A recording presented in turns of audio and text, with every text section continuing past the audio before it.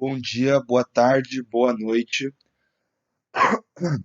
Me chamo Eduardo Bruce, vou realizar a apresentação do nosso seminário da disciplina de medidas de avaliação, realizada na Universidade Federal do Paraná, com o professor Dr. Raul Oziek.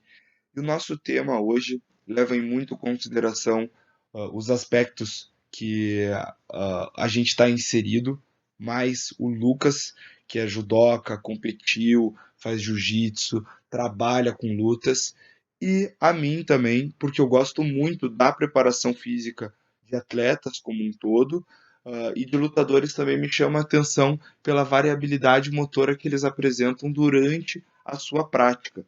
Então, a escolha do tema foi escolhida mediante a isso. É muito importante que a gente saiba disso antes da gente começar, pois é isso que deu a nossa vontade de fazer esse tema. Então, nosso tema, estrutura dos programas de preparação física em atletas de luta. O que a gente precisa saber é que a estrutura dos programas de treino ela é caracterizada pela habilidade da gente desenvolver valências físicas como velocidade, força e resistências, e também habilidades técnicas e táticas, porque tirando a preparação física, a parte técnica e tática é tão importante quanto, até mais importante. O que ganha luta, o que ganha campeonato, não é em si a preparação física, força pela força, potência pela potência, velocidade pela velocidade ou resistência pela resistência. É preciso que exista, que tenha um amparo técnico para o lutador saber o que ele deve fazer, muito mais do que em qualquer outros esportes. Então a gente pode ver um jogador de futebol ruim, mas que sabe cabecear e consegue pular mais alto que outros por causa da preparação física que ele tem, da pliometria, da potência que ele consegue produzir através dos seus sistemas bioenergéticos que já estão treinados. Mas, entretanto, no mundo da luta isso é muito diferente, porque a gente precisa de uma de um amparo técnico dos movimentos, da luta, muito importantes.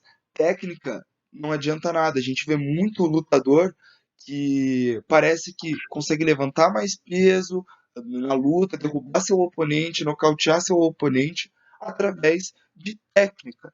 Não é só força e potência, não é só as valências físicas que importam, mas sim, principalmente, o domínio técnico e tático da luta, do lutador que ele vai lutar e principalmente de suas técnicas. O controle dos índices fisiológicos, tendo em conta as cargas de treinamento implementadas, permitem indicar o nível atual das capacidades de resistência e velocidade de força, e ao mesmo tempo ajustar as cargas de treinamento ao potencial desportivo do atleta. Ou seja, o controle de carga que a gente vai ter desse atleta, da das valências que ele vai ter, da força, da velocidade, e isso pode ser controlado mediante a testes ou a própria evolução do atleta em quesitos de carga interna. Então a gente consegue indicar como é que está o nível dele de resistência, se ele está fazendo um circuito que antes para ele era mais difícil, agora fica mais fácil, ou também se ele está conseguindo levantar mais carga nos exercícios principais de força. Isso já é um indicativo para a gente ter um controle, ver se há melhora na preparação física desse nosso atleta. Uh, Basicamente, resistência, velocidade e força são as valências físicas principais para um atleta se dar bem na luta. Além disso, a gente tem outros fatores como a mobilidade, a flexibilidade, a estabilidade das articulações, a coordenação intra e intermuscular, o controle motor, basicamente isso. Porém, o que vai decidir a luta são ações de potência. A gente sempre consegue perceber que por exemplo, no futebol, 95% dos lances originados de gol são originados de uma ação que envolve potência. Potência é força vezes velocidade. Então, é nesse momento que a gente realiza algo com força e velocidade que a gente consegue ter os melhores resultados pensando em finalização da luta. Porque são socos, são chutes, são quedas, são finalizações, são ações muito rápidas com muita força. O exemplo do futebol é a corrida para o gol, ou o salto para o gol de cabeça, o sprint para ganhar uma dividida. Então, na maioria dos esportes de alto rendimento, no caso da luta mais ainda, essa questão de força e velocidade, da potência, é extremamente importante, porque são essas ações que vão definir a continuação da luta. Socos, chutes, finalizações, são esses os momentos que o praticante despende o seu estoque de ATP-CP. E é aí que a gente vai chegar. A gente, no nosso estoque de ATP-CP, no sistema anaeróbio lático, a gente tem uma intensidade muito alta. Então, a duração das nossas ações, ela passa a menos de 10 segundos. Perdão, eu falei que era anaeróbico lático, é alático, tá bom?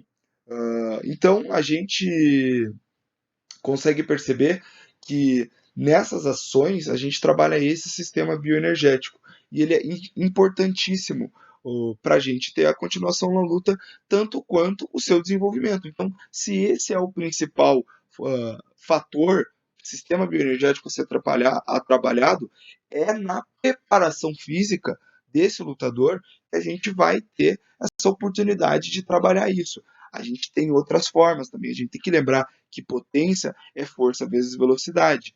E não somente fazendo exercícios de força e velocidade, como por exemplo os arremessos, os saltos, os trabalhos de medicine ball, as flexões pliométricas, e também as potências nos seus padrões de movimento, a gente também consegue elevar esse nível de potência não treinando diretamente potência, mas sim velocidade e principalmente força máxima.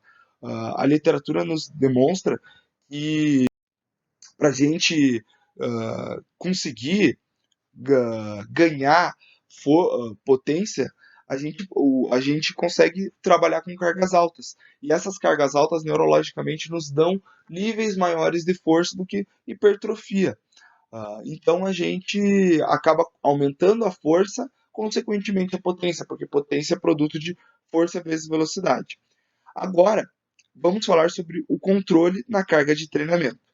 O controle na carga de treinamento do atleta pode ser, a gente pode fazer uma base de dados, uma coleta de dados, um banco de dados para a gente conseguir ter controle fisiológico de como anda nosso atleta. Dessa forma a gente consegue entender como é que está o estresse dele, quando é a hora de acelerar, quando é a hora de desacelerar na preparação física, porque como a gente já tem a luta marcada, é um esporte que a gente consegue fazer uma periodização bem legal. Então, o controle de carga, nesse caso interna do treinamento, é feita mediante a PSE.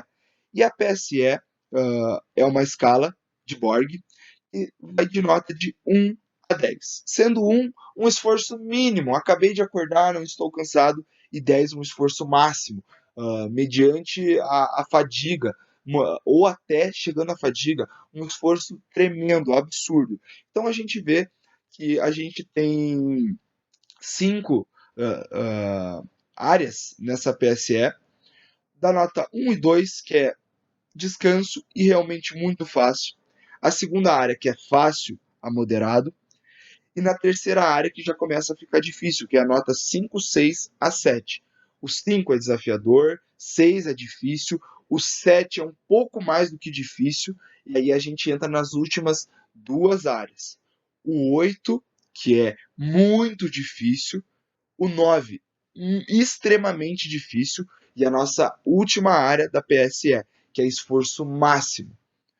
É importantíssimo que o nosso atleta ele tenha conhecimento do que cada nota de 1 a 10 significa, pois senão o atleta ele acaba dando uma nota que ele talvez não saiba se é essa mesmo.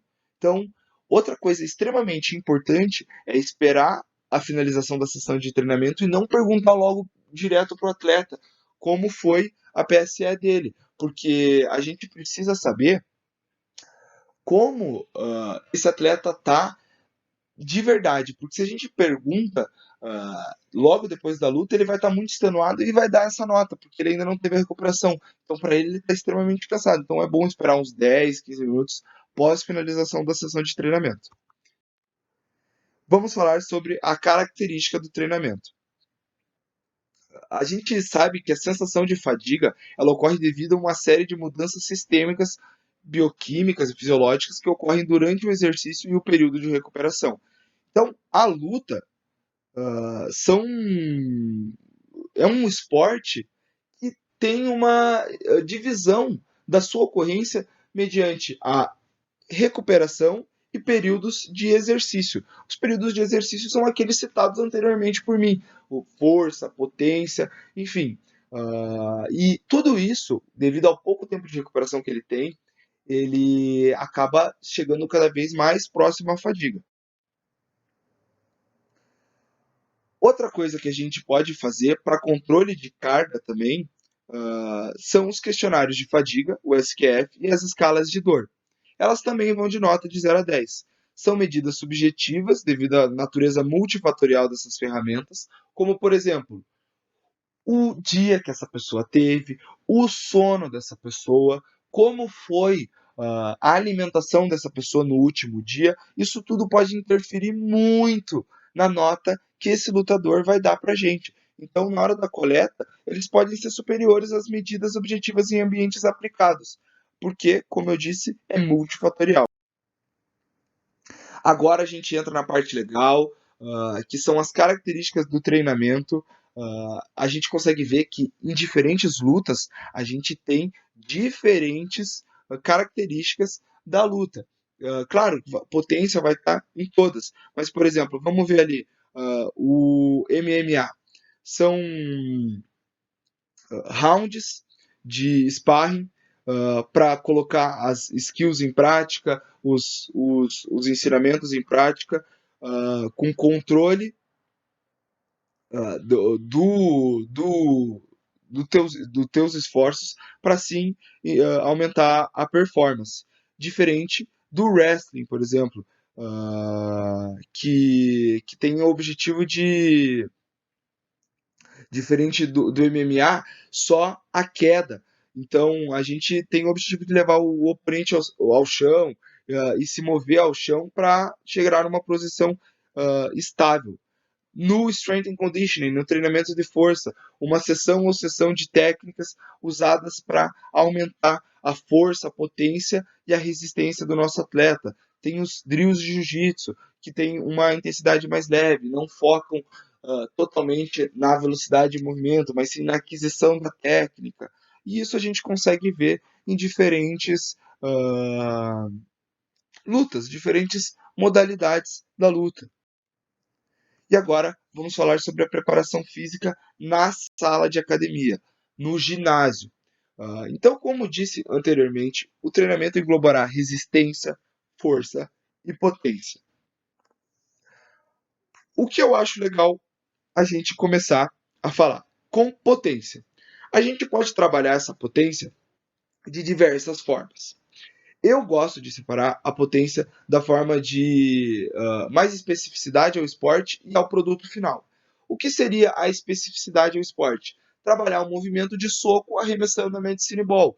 Isso tem uma transferência maior para o gesto esportivo do nosso atleta, mas da mesma forma a gente consegue trabalhar LPO, por exemplo, levantamento de peso olímpico, porque a gente tem a tríplice flexão e a tríplice extensão, que é aquele movimento coordenativo de geração de potência no corpo, aproveitamento de energia elástica. Então, a gente tem a pliometria para membros inferiores, ela pode ser unilateral, ela pode ser bilateral, ela tem diversas formas de trabalhar em planos de movimento, a gente pode fazer mudanças na nossa orientação do nosso corpo enquanto a gente está no ar, e tem toda uma classificação disso para a pliometria. Mesma coisa para os arremessos com medicine ball. Os arremessos de medicine ball, eles são mais para membros superiores, mas eles também trabalham o corpo como um todo porque a gente tem a mudança do eixo do nosso corpo, do centro de gravidade, a gente tem aproveitamento de energia elástica que vem do quadril, da torácica, para dessa forma a gente conseguir fazer um efeito chicote. Isso é extremamente importante. Então, esses arremessos com medicine ball, eles podem ser horizontais, verticais, verticais inferiores, verticais superiores, rotacionais. Então, a gente tem diversas formas para trabalhar a potência em si. Como eu disse anteriormente, a gente consegue ganhar potência trabalhando força. A nossa força máxima são exercícios que a gente vai trabalhar 1 a 3 repetições. Por exemplo, o amigo aqui fazendo levantamento terra. E nessa força máxima a gente não vai pensar em músculo, mas sim vamos pensar em movimento. A gente vai pensar nos 4 movimentos básicos do corpo, que é empurrar. A pessoa pode empurrar na vertical e na horizontal. Por exemplo, o supino e o desenvolvimento, que são exercícios funcionais, bipodais. A gente pode puxar também na vertical e na horizontal. Na vertical seriam as puxadas e na horizontal seriam as remadas. E para membros inferiores, que nós temos a dominância de quadril e as dominâncias de joelho. As dominâncias de quadril vão trabalhar mais a parte posterior do corpo desse meu atleta. Por exemplo, o levantamento terra e o stiff, que são exercícios que a gente tem um ângulo maior de flexão de quadril e menor de flexão de joelho, diferentemente dos agachamentos e dos afundos búlgaros, por exemplo, em que a gente tem um ângulo de flexão de joelho muito maior, dando maior ênfase na parte anterior dos membros inferiores, tá? Então a gente sempre vai pensar em movimento e ficar forte nesses movimentos, para que a gente tenha um aumento na força e, consequentemente, na potência. A força de resistência são exercícios que você está um tempo sob tensão maior sobre esse meu atleta. A gente sabe que resistência também é importante para ele, mas a gente consegue trabalhar essa força de resistência na sala de academia, tanto quanto em circuitos. A própria luta, o próprio treino já é uma forma de resistência. E também temos o treino multidimensional. A gente sabe que a gente tem um repertório motor extremamente alto na nossa prática de lutas, muita tridimensionalidade, então a gente sai daquele plano sagital, entra no plano frontal, entra naquele outro, no plano transverso. Então a gente tem abduções, rotações, a gente pode uh, aumentar a instabilidade do exercício. Claro, a gente vai perder força, porque a gente consegue produzir mais força em superfícies estáveis, mas o foco principal aqui no treino multidimensional não é mais a gente ter levantar altas cargas, força máxima, mas sim um controle de movimento para que a gente possa trabalhar as linhas faciais e isso vai dar uma transferência no nosso esporte. Um exemplo básico é um agachamento lateral com rotação de tronco, por exemplo. Show? Então essa é a Predadores. Agora, essas foram as nossas referências usadas, muitas delas usadas no TCC do Lucas. A gente tem pelo menos 10 artigos e esse é o nosso trabalho. Muito obrigado, agradeço, Raul, e tenha um ótimo domingo.